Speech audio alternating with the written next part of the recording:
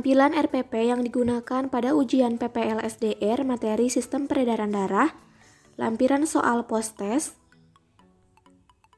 tampilan PowerPoint materi sistem peredaran darah, dan mind mapping karya siswa. Memberitahukan kepada siswa di WhatsApp group bahwa pembelajaran akan dilaksanakan via Google Meet.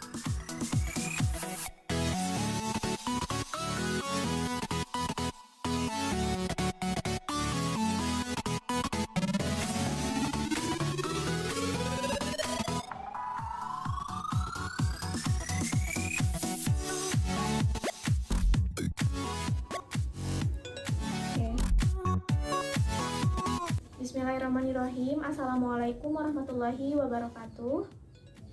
Alhamdulillahirrahmanirrahim. Hari ini kita bisa bertatap maya kembali lagi bersama Ibu dalam mata pelajaran biologi.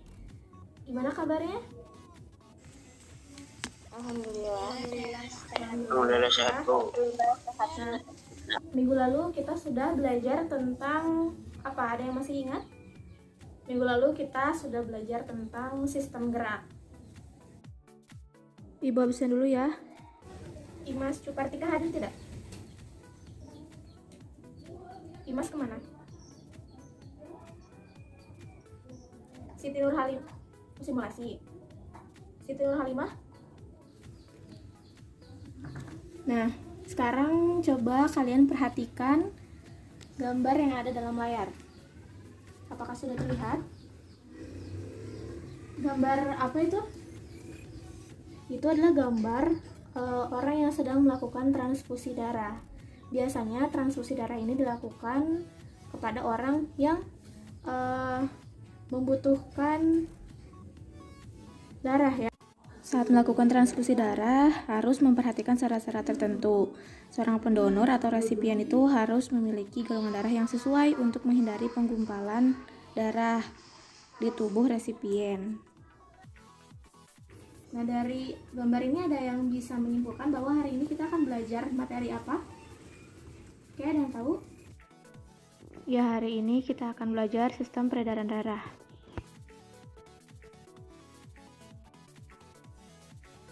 Kegiatan kita hari ini, yang pertama, diharapkan siswa mampu menjelaskan fungsi utama darah, kemudian mampu membedakan komponen penyusun jaringan darah, lalu dapat membedakan jenis-jenis sel darah pada manusia, dan dapat menjelaskan mekanisme pembekuan darah ya.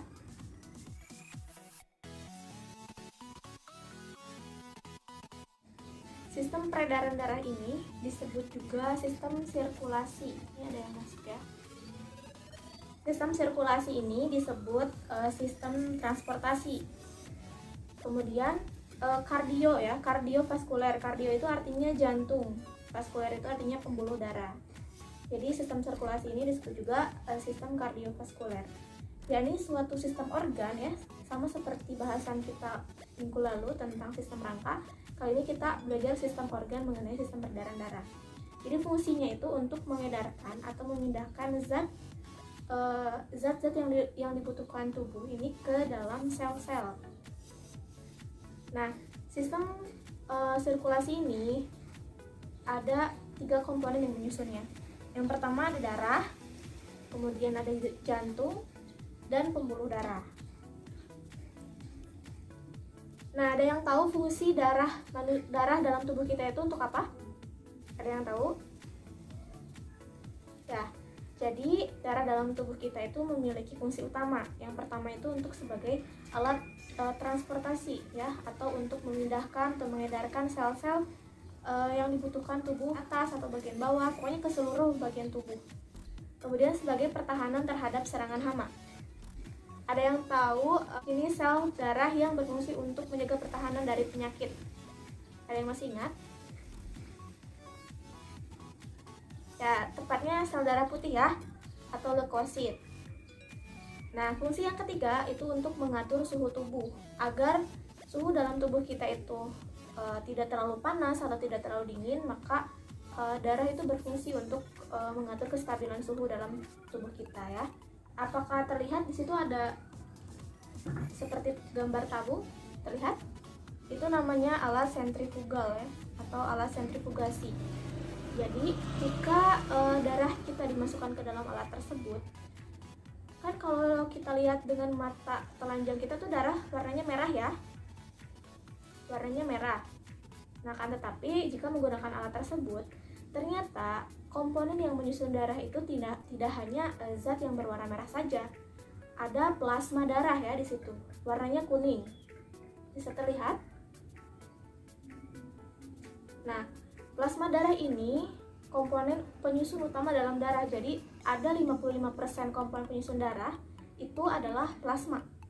Kemudian sel darah merah ya, atau eritrosit yang biasa kita lihat yang berwarna merahnya itu ternyata hanya menyusun darah sebanyak 45%. Ada eritrosit. Yang tadi ya, eritrosit itu sel darah merah. Ada yang tahu kenapa eritrosit itu berwarna merah? Benar ya, karena mengandung pigmen hemoglobin. Jadi pigmen hemoglobin ini fungsinya itu untuk mengikat kadar oksigen dan CO2 dalam tubuh kita. Komposisi eritrosit dalam tubuh wanita dan laki-laki berbeda ya. Pada laki-laki dewasa ini terdapat 5 juta eritrosit per milimeter kubik, sedangkan pada wanita dewasa sekitar 4,5 juta eritrosit per milimeter kubik. Nah, kenapa laki-laki ini lebih banyak eritrositnya daripada wanita? Ada yang bisa menjawab? Karena biasanya berat badan laki-laki ya lebih besar daripada perempuan kan? Kemudian biasanya aktivitas laki-laki juga semakin berat. Dalam sel darah merah ini juga terdapat agglutinogen, yakni agglutinogen ini berfungsi untuk menentukan golongan darah seseorang. Sekarang Ibu mau tanya, Imas golongan darahnya apa? Oh, belum dicek. Ada yang sudah pernah mencek golongan darahnya? Intan? Oh, belum. Daryati belum. Nanti dicek ya golongan darahnya. Nah, ini dia. Apakah kalian pernah mendengar sistem ABO? Pengelompokan golongan darah. Sistem ABO. Golongan darah A, B, O, kemudian golongan darah AB. Nah, kenapa itu disebut demikian? Coba kalian perhatikan gambar ini. Di permukaan eritrositnya itu terdapat agglutinogen B ya, dalam eritrositnya. Kemudian, sedangkan antibodinya atau agglutinin ya, kebalikan dari agglutinogen yaitu agglutinin atau antibodi dalam plasma darah ya, dalam permukaannya itu dikelilingi oleh agglutinogen B, hanya agglutinogen B. Dan dalam agglutinin atau dalam plasma darahnya antibodinya itu A ya. Nah, coba kalian perhatikan di layar. Ini adalah bagian proses pembekuan darah. Nah, bagaimana sih Bu saat kita terluka kemudian darah itu bisa sembuh gitu ya? Ini saat kita terluka atau tersayat gitu ya. Nah, si trombosit ini akan pecah. Kemudian trombosit itu akan mengeluarkan trombokinase. Trombokinase ini sejenis zat seperti enzim. Kemudian trombokinase ini akan mengubah protombin menjadi trombin, tentunya yang dibantu oleh vitamin K dan ion kalsium dalam plasma darah ya. Kemudian setelah itulah yang lama-kelamaan akan membuat luka yang tersayat atau luka yang sobek itu menjadi sembuh ya. Ini kiranya proses pembekuan darah.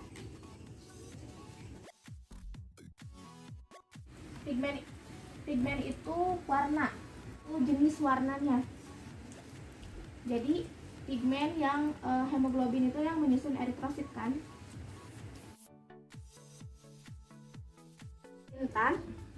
Intan Rahmawati ya. Jadi vitamin K ini berperan dari proses perubahan enzim trombokinase. Jadi dia tuh merubah protombin menjadi trombin.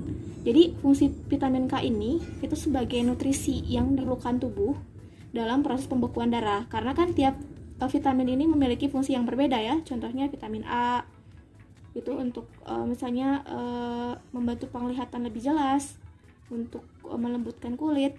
Terus vitamin C gitu ya, bisa mencerahkan dan lain sebagainya. Jika kita tersayat, Kak, si darah itu tidak terus-terusan keluar dari tubuh. Nah, itu dibantu oleh vitamin K dan ion kalsium dalam sel darah apa Bu? Dalam sel darah plasma.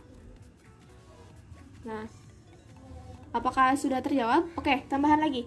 Nah, untuk vitamin K ini biasanya terdapat dalam makanan-makanan tertentu seperti sayuran, buah-buahan. Kalau ya ke Imas. Jadi fungsi dari darah itu apa Imas? Ya, untuk proses transportasi ya.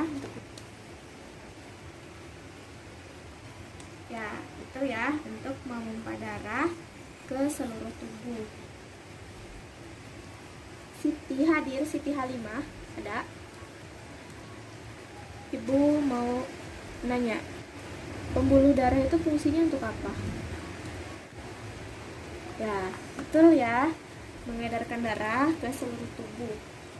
Anak-anak, jadi hari ini kita telah belajar ya tentang sistem peredaran darah.